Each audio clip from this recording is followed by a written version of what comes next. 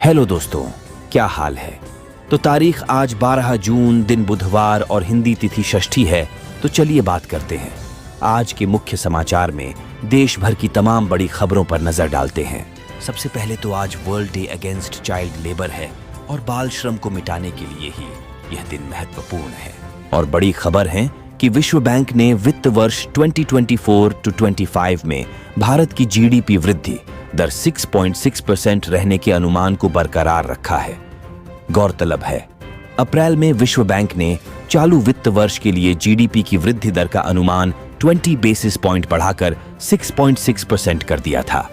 बकौल विश्व बैंक, इस दौरान मैन्युफैक्चरिंग और रियल एस्टेट में तेजी देखने को मिलेगी। और वहीं लोकसभा चुनाव 2024 में बीजेपी की सीटें घटने के बाद आरएसएस से जुड़ी पत्रिका ऑर्गेनाइजर के एक लेख में लिखा है, इस चुनाव में आरएसएस ने बीजेपी के लिए काम नहीं किया।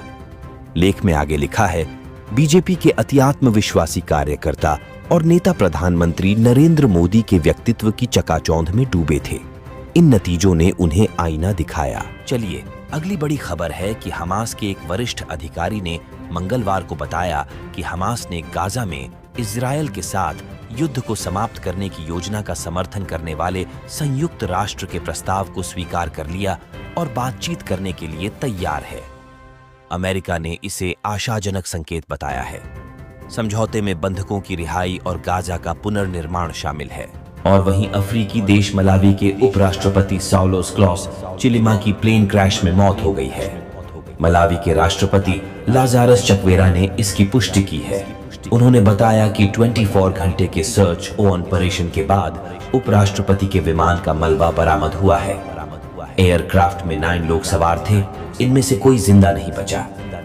जानकारी के मुताबिक उत्तरी मलावी के पहाड़ी इलाके में विमान से संपर्क टूट गया था। और वहीं कंगना रनौत को थप्पड़ मारने वाली सीआईएसएफ कांस्टेबल कुलविंदर कौर का कहना है कि उन्हें इसका कोई पछतावा नहीं है और वह माफी नहीं मांगेंगी।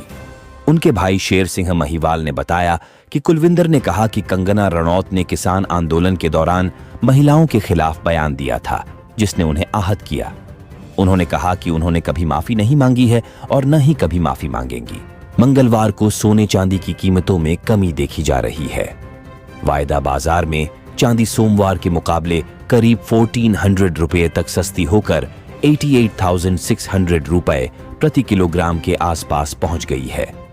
वहीं एमसीएक्स में सोने के दाम में भी गिरावट दर्ज की जा रही है और यह कल के मुकाबले करीब 250 रुपये तक सस्ता होकर 71,150 रुपये प्रति 10 ग्राम के आसपास पहुंच गया है।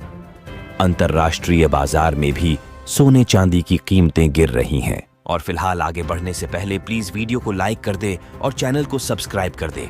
इसमें आपका सिर्फ 1 सेकंड लगता है और इसे ज्यादा से ज्यादा लोगों तक शेयर कर दीजिए ताकि ये काम की खबरें सभी को मिल सके। और पहला बड़ा अपडेट है कि प्रधानमंत्री नरेंद्र मोदी के तीसरे कार्यकाल की शुरुआत होने के बाद सोमवार को बीएसई का सेंसेक्स और एनएसई का निफ्टी नए सर्वकालिक उच्चतम स्तर पर खुले। सेंसेक्स 73.15 अंक चढ़कर 77,066.51 और निफ्टी 115.40 अंक चढ़कर 23,405.60 के स्तर पर पहुंच गया। प्रधानमंत्री मोदी के साथ रविवार को 71 मंत्रियों ने शपथ ली थी और दिल्ली पुलिस ने राष्ट्रपति भवन में प्रधानमंत्री और केंद्रीय मंत्रियों के शपथ ग्रहण समारोह के दौरान लाइव प्रसारण में दिखे जंगली जानवर को लेकर बताया है कि वह घरेलू बिल्ली थी। दरअसल सांसद दुर्गादास उइके के शपथ लेने के बाद बैकग्राउंड में दिखे जानवर का वीडियो सोशल मीडिया पर वायरल हुआ था और कई लोगों ने इसे तेंदुआ बताया था। और वहीं अडानी ग्रुप ने गुजरात के खावड़ा में 1.63 ट्रिलियन रुपये के निवेश से रिन्यूएबल एनर्जी पार्क तैयार किया है। यह प्लांट पेरिस से 5 गुना बड़ा है और अंतरिक्ष से देखा जा सकता है। इस प्लांट से बिजली का उत्पादन शुरू हो चुका है और यह स्विट्जरलैंड जैसे छोटे देश की ऊर्जा जरूरतों के बराबर बिजली पैदा कर पाएगा। यह प्लांट भारत के 2 करोड़ घरों को रोशन करने में सक्षम होगा। वहीं सुप्रीम कोर्ट ने आम आदमी पार्टी को राउज एवेन्यू स्थित दफ्तर को खाली करने के लिए 10 अगस्त की समय सीमा तय कर दी है। यह अंतिम मौका है और पार्टी को एक सप्ताह के भीतर कोर्ट की रजिस्ट्री को लिखकर देना है कि वे 10 अगस्त तक शांतिपूर्वक जमीन हैंडओवर कर देंगे। यह परिसर दिल्ली हाई कोर्ट को आवंटित किया गया है, जहां जिला अदालतों के लिए इंफ्रास्ट्रक्चर का विकास करना प्रस्तावित है। और वहीं बड़ी खबर है कि भारत सरकार देश में satellite based electronic toll collection शुरू करने की योजना बना रही है। सबसे पहले इसे कॉमर्शियल वाहनों के लिए लागू किया जाएगा। इसके बाद प्राइवेट कार, जीप और वैन के लिए ये तकनीक लागू होगी। इस ग्लोबल नेविगेशन सैटेलाइट सिस्टम को अगले 2 साल में सभी टोल कलेक्शन पॉइंट्स पर स्थापित करने की प्लानिंग है। इससे टोल प्लाजा और फास्टैग का काम समाप्त हो जाएगा। और वहीं मुकेश अंबानी की जियो फाइनेंशियल सर्विसेज ने हाल ही में जियो फाइनेंस ऐप का बीटा वर्जन लॉन्च किया है।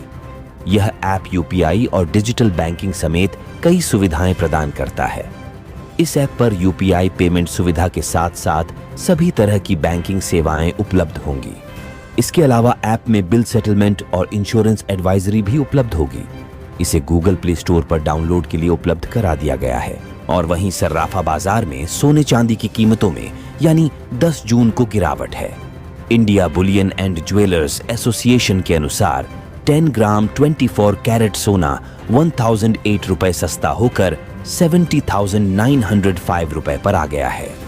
वहीं 1 किलो चांदी 1,992 रुपए घटकर 88,543 रुपए में बिक रही है। चलिए दोस्तों, अब न्यूज रूम को विराम देते हैं और जिन लोगों ने अभी तक चैनल को सब्सक्राइब नहीं किया वो प्लीज चैनल को सब्सक्राइब कर ले और मिलते हैं कल सेम टाइम पर। अपना ख्याल रखना।